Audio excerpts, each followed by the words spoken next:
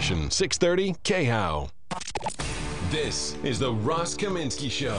Now, Ross Kaminsky on Denver's Talk Station, 630 KHOW. All right, welcome back to the show, 8:06 on this Friday morning, and I am so pleased to be joined in studio by Keith Alberstadt. You have probably seen him on, well, pretty much every late-night TV show, and his, comedy albums and all kinds of stuff, and he's playing at Comedy Works South at the Landmark tonight and tomorrow at 7:15 and 9:45, and I'm pretty sure I haven't met you before, so welcome. Thank you very much. It's nice to meet you. It's great to have you here. Can I actually start you off with a question that I asked my listeners before you got here? Sure.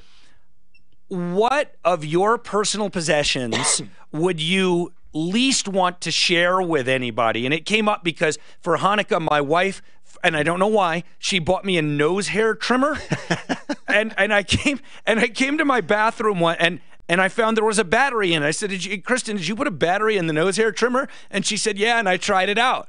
And I think she was lying about trying it out, but I'm thinking, man, that is really not something I would have wanted to share. So first of all, it's excellent to start off a segment with a comedian by making him laugh. But what have your... That's a good question. Yeah. That's a good question.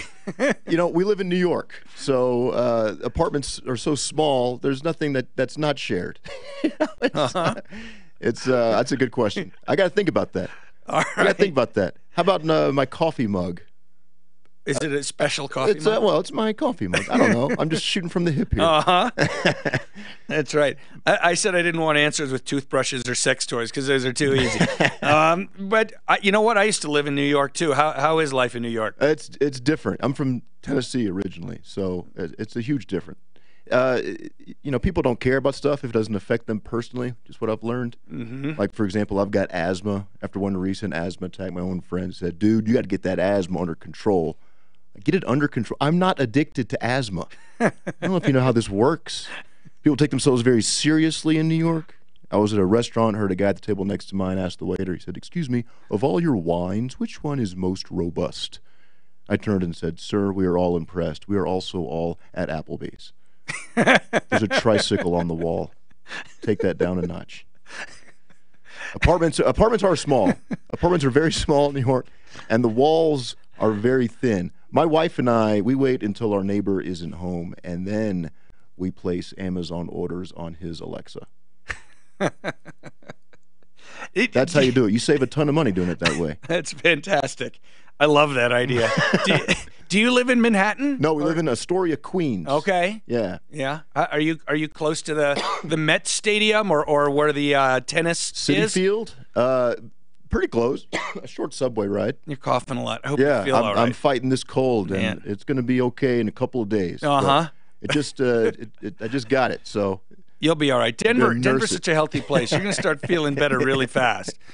And I got asthma, so the elevation's not helping. I mean, that's a big change from Tennessee to New York. I mean, I assumed you moved there for work. For comedy, yep. For comedy.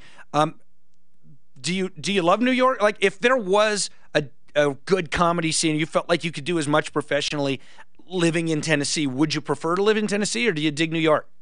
Well, the comedy scene in both cities is great. New York, of course, is the comedy mecca of the world. There's so much going on. And we were talking about the Comedy Cellar, which is my home club. So I'm there a lot. And Caroline's and Gotham and New York Comedy Club. There's so many great scenes in New York. Nashville's awesome. They have a great scene there in the city, but it's also close to a lot of great other cities that have great scenes. So it's easy to get to. So as a road comic, Nashville's great. I mean, both cities are great. So I like New York. I don't know how much I love it, especially now that I have made some gains in my career and established myself. It would be great to move back to where it's not negative 20 degrees in February. Well, at some point you probably could, right? I mean, hoping to. Yeah. We were talking briefly before about Henry Cho, who was in studio with me recently, who lives in Nashville. I think maybe he's from Knoxville originally or something. And comedian Bob Marley, who you probably know pretty well. From Maine? From Maine, who moved back to Maine from California, and he did like California for professional reasons and moved back. And I'm just, do you have kids? Not yet. Yeah. Not yet. We're going to probably move to Jersey for a few years, be close to her family. My wife's from New Jersey. Okay. North Jersey. What exit? It's good. This is something I had to get used to. I'm used to talking in cities. What city are you from? People from Jersey talk in counties. Like it's Essex County and Bergen County. I'm like, what city are you talking about? Anyway, so she's from North Jersey, but her parents moved to South Jersey when they retired. So we go there a lot just to kind of get away from the city.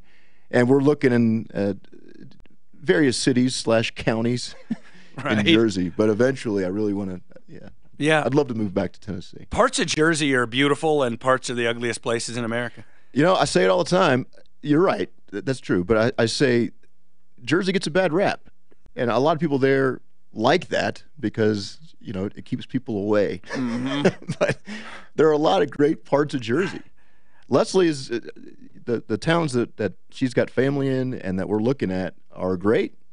They're great. Yeah. So be there for maybe a few years once we get a house. It's just as expensive as New York, though. So that's well, it's nice to be near family. But then, cool. and I've got family in Tennessee, and whenever we visit down there, she cracks me up.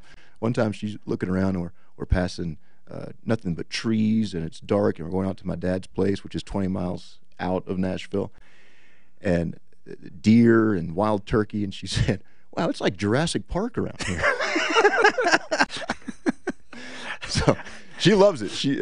We'll often pull into my dad's driveway and just look up and go, "Hey, what are those white specks up in the sky?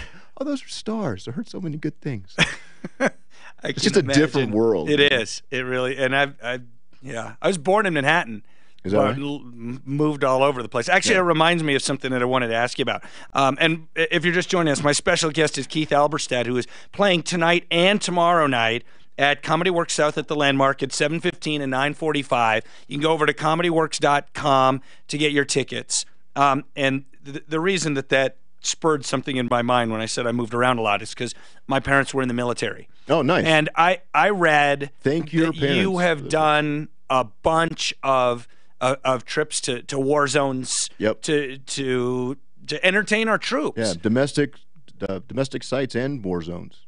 Tell us a little. And overseas non-war zones like Japan. And before you tell us a little, I want to say this so I don't forget to say it at some point. Thank you. Well, I just think my it's pleasure. So fantastic that you do that. Yeah. But can you tell us a little about what that's like, especially going to a place like Iraq or Afghanistan or wherever else you might have been? Well, it's surreal. That's the perfect word for it. It's surreal. And you thanked me. It's one of the hardest things to grasp when I first started doing these tours. The troops would thank the comedians for coming over there. And we're, of course, thanking them for doing what they do. So like this reciprocal gratitude going on. Yeah. I was blown away. I started, I think on my second tour over there, I started taking these autograph journals. And I would, after every show, say, "Hey, I want to get your autograph." So after the show, if you want to sign my notebooks, whether it's just a shout out to your favorite sports team or your hometown or whatever, they were lined up after every show, to express their gratitude for the comedy shows. Wow, it was unbelievable. I was blown away. So it was awesome. I've done several tours. It's such a unique experience. Sometimes it's a war zone. Sometimes it's not. They don't tell us where we're going. Really? Until we get there. Because it's called OPSEC, which I'm sure you've heard. Yeah. So they don't want us posting it online or anything. Right. So a lot of times they'll tell us like 24 hours before we're going somewhere, or sometimes they'll tell us like the full week itinerary, but we won't know the full logistics. Does this go through USO or through? Who? I did through a company called Comics on Duty, which works with Armed Forces Entertainment, the MWR, and so that's how I work. But they've got. Of course, USO and other programs.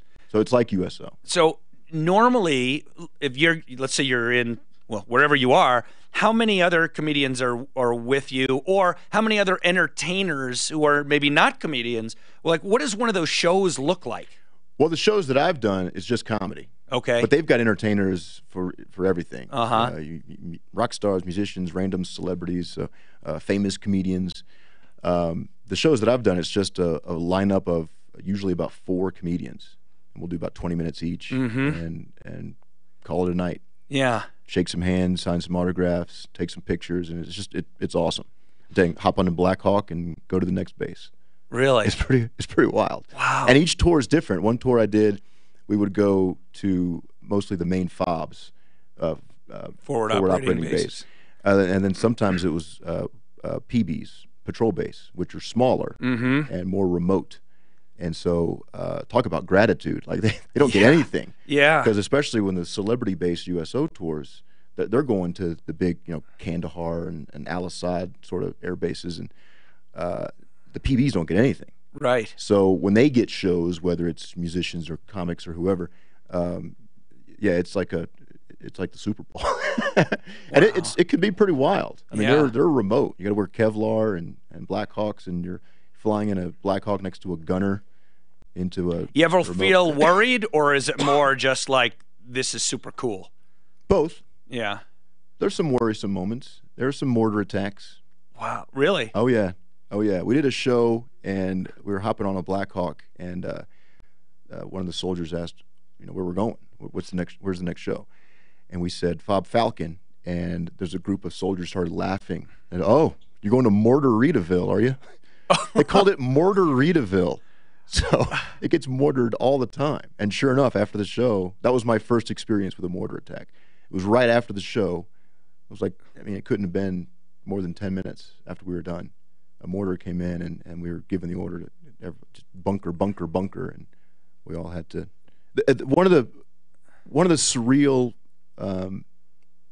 hard to imagine, hard to picture things is how used to it they are to hit the bunkers. And they got these, I don't mean bunkers like like in the ditch or anything, but they've got these concrete bunkers set up. They're just that was part of their routine almost. So you had to jump into one of these things too, and you heard the explosion. They would they carted us off into this concrete bunker, and we waited it out. The scary thing is one of the mortars in that night hit our ammunition dump where we keep. Well, I say we, our army kept like everything from C4 to howitzer shells to tank artillery. So it's like this big ammunition dump, and it caught fire. It was safer for them to let everything burn off than it was to fight the fire. Right. So they carted us off to this the furthest place they could away that was still on the base, and we could still. This was hundreds of yards away. We could still feel the concussion blasts of everything. Wow. And we were there for 3 days. We couldn't leave until the robots. I forget the term. I forget. Anyway, they had to come out and inspect the flight deck, make sure everything, all the unexploded ordnance was safe. They didn't want us to hop on a helicopter and something explode. Unbelievable. So yeah, it was pretty surreal. Wow. So I think it was 3 days we spent holed up, and we were staying. We were supposed to fly back to Baghdad. We were staying in one of Saddam Hussein's old palaces. So that's the whole thing's surreal. The whole thing, like we're watching everything around us. Yeah. Just there was one moment I was with a comedian. We were talking about New York, and we started to express our concerns about the comedy scene. Then we both just kind of stopped and went, "We're in Baghdad.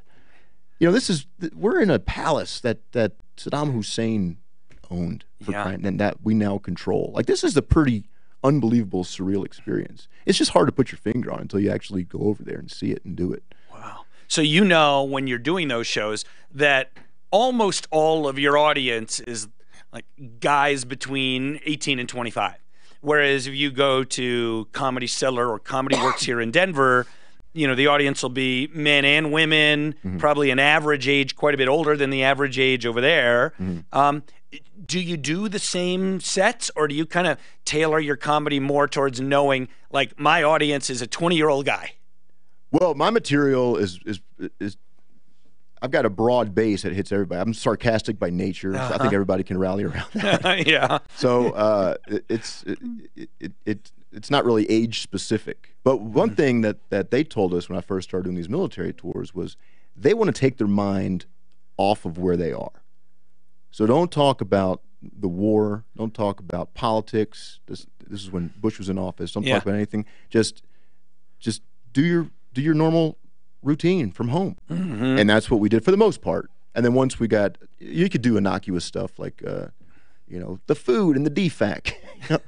So, but stuff that's not going to, wow, it's not going to cause division, I guess. Yeah. I mean, and again, I know that you and I are both exceptionally thankful to our troops, the men and women who, no doubt, risked their lives. But I am grateful to you for doing what you do. Thanks. And folks, you want to go see a really funny dude who knows what's important in life. That's Keith Alberstadt tonight and tomorrow, 7:15 and 9:45 at Comedy Works South at the Landmark.